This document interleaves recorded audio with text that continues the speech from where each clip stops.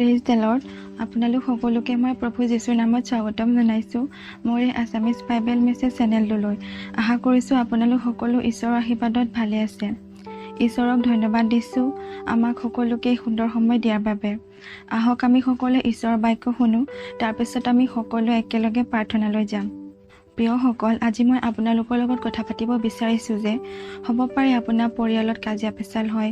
যদি আপোনাৰ পৰিয়ালত কাজিয়া পেচাল হয় তেন্তে আপুনি মোৰ লগত এই প্ৰাৰ্থনাৰ শেষলৈকে থাকক।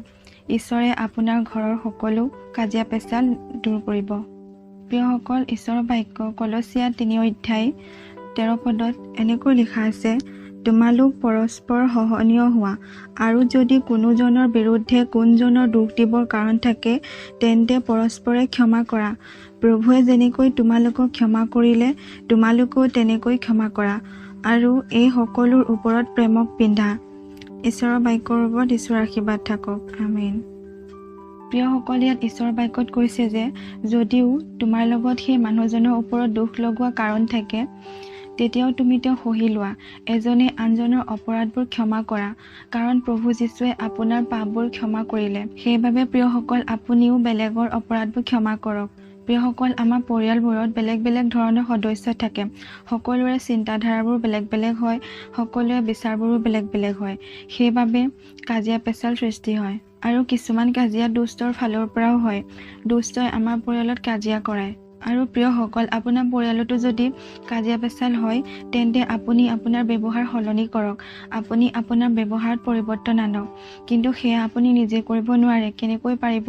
আপুনি প্ৰতিদিন বাইবেল পঢ়ক, প্ৰতিদিন প্ৰাৰ্থনা কৰক। আৰু প্ৰিয়সকল, যেতিয়া আপুনি বাইবেল পঢ়িব, যেতিয়া আপুনি প্ৰাৰ্থনা কৰিব, তেতিয়া ঈশ্বৰ প্ৰভু যীশুৱে আপোনাৰ জীৱনত অসীম শান্তিৰে নিজৰ জ্ঞান বুদ্ধিৰে ভৰাই তুলিব, যাতে আপোনাৰ দ্বাৰা কেতিয়াও কোনো ধৰণৰ কাজিয়াৰ সৃষ্টি নহয়। প্ৰতিদিন আপুনি সেল্ফ কণ্ট্ৰলেৰে ভৰি পৰিব। আৰু প্ৰিয়সকল, যদি আপোনাৰ পৰিয়ালতো অন্য কোনো সদস্য আছে যাৰ বাবে সদায় কাজিয়া হয়, তেওঁৰ বাবে আপুনি প্ৰাৰ্থনা কৰক। আৰু আপুনি যেতিয়া প্ৰাৰ্থনা কৰিব তেতিয়া তেওঁৰ জীৱনটো অসীম শান্তিৰে ভৰি পৰিব, আৰু ঈশ্বৰে তেওঁৰ জীৱনৰ পৰা সকলো দুষ্ট কাৰ্য নোহোৱা কৰি দিব। তেন্তে প্ৰিয়সকল, আপোনাৰ পৰিয়ালতো যদি কাজিয়া পেচাল হয় তেন্তে আপুনি প্ৰাৰ্থনা কৰক, আপোনাৰ বাবেও আৰু আপোনাৰ পৰিয়ালৰ বাবেও। আৰু প্ৰিয়সকল, আপুনি এজনে আনজনক সহি লওক। আৰু আপোনাৰ পৰিয়ালতো যদি কোনোবাই ভুল কৰিছে তেন্তে আপুনি তেতিয়াও তেওঁক ক্ষমা কৰক, কাৰণ আমাৰ প্ৰভু যীশুৱে শিকাইছে যে এজনে আনজনৰ অপৰাধবোৰ ক্ষমা কৰা। যদি দুখ লগোৱা কাৰণো থাকে তেওঁৰ ওপৰত, বা এওঁৰ বাবে এনেকুৱা হ'ল, বা ইয়াৰ বাবে ঘৰত কাজিয়া হ'ল, বা ই ভুল কৰিলে, তেতিয়াও তেওঁক আপুনি ক্ষমা কৰক, কাৰণ প্ৰভু যীশুৱে আমাৰ আৰু আপোনাৰ পাপবোৰ ক্ষমা কৰিলে। আৰু প্ৰিয়সকল, আপুনি যেতিয়া বেলেগৰ অপৰাধবোৰ ক্ষমা কৰিব তেতিয়া আপোনাৰ পাপবোৰো ঈশ্বৰে ক্ষমা কৰিব, আপোনাকে কাজিয়া পেচালৰ পৰা মুক্ত কৰিব। ঈশ্বৰে আপোনাৰ জীৱনত, আপোনাৰ পৰিয়ালত শান্তিৰে ভৰাই তুলিব। ঈশ্বৰ আপোনাৰ পৰিয়ালত উপস্থিত হ'ব। প্ৰভু যীশু আপোনাৰ পৰিয়ালত থাকিব, আৰু এই কাজিয়া পেচাল সকলো আপোনাৰ পৰিয়ালৰ পৰা, আপোনাৰ জীৱনৰ পৰা ঈশ্বৰে নাইকিয়া কৰি দিব। গতিকে ঈশ্বৰে আপোনাক আশীৰ্বাদ কৰক। আমিন। আহক আমি সকলোৱে একেলগে প্ৰাৰ্থনা কৰোঁ। ধন্যবাদ, ধন্যবাদ, ধন্যবাদ আমাৰ মৰমীয়াল প্ৰভু, এই সুন্দৰ সময়ৰ বাবে প্ৰভু, যি আপুনি আমাৰ জীৱনত দিলে প্ৰভু। আৰু বিশেষকৈ ধন্যবাদ দিছোঁ পিতা, এই সুন্দৰ বাক্যৰ বাবে, যাৰ দ্বাৰা আপুনি আপোনাৰ সন্তানৰ লগত কথা পাতিলে প্ৰভু। প্ৰভু, এই সুন্দৰ সময়ত যি এই সুন্দৰ বাক্য এওঁলোকে শুনিলে প্ৰভু, এই বাক্যই যাতে এওঁলোকৰ জীৱনত কাৰ্য কৰে প্ৰভু। এই বাক্যৰ দ্বাৰা যাতে এওঁলোক চলিব পাৰে প্ৰভু। প্ৰভু, এওঁলোকে যাতে কাৰো ওপৰত দুখ লগাব পৰা নহয় পিতা। মোৰ প্ৰভু, যদি দুখ লগোৱা কাৰণো থাকে তেন্তে তেতিয়াও যাতে এওঁলোকে সহি লয় প্ৰভু।